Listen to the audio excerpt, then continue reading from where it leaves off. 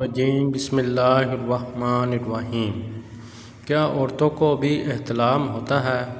عورتوں کے احتلام کی کیا نشانی ہے؟ اور کیا احتلام کی وجہ سے عورتوں کو بھی غسل کرنا فرض ہے؟ جواب یہ ہے کہ مردوں کی طرح عورتوں کو بھی احتلام ہوتا ہے۔ مسلم شریف میں ایک حدیث مبارکہ ہے جس میں حضرت انس بن مالک رضی اللہ تعالیٰ عنہ نے فرمایا کہ سلمہ رضی اللہ تعالیٰ عنہ نے رسول اللہ صلی اللہ علیہ وآلہ وسلم سے پوچھا، اگر عورتیں خواب میں وہ دیکھے جو مرد دیکھتے ہیں تو آپ صلی اللہ علیہ وآلہ وسلم نے فرمایا، جب عورت ایسا دیکھے تو غسل کرے۔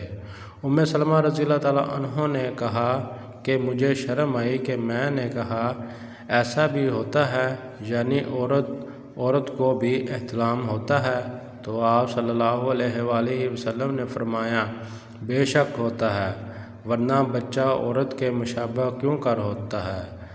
مرد کا نطفہ گاڑھا سفید ہوتا ہے اور عورت کا پتلا زرد، پھر جو اوپر جاتا ہے یا بڑھ جاتا ہے بچہ اسی کے مشابہ ہوتا ہے۔ اس حدیث مبارکہ سے 3 سوالوں کے جوابات مل رہے ہیں۔ ایک یہ کہ عورتوں کو بھی احتلام ہوتا ہے۔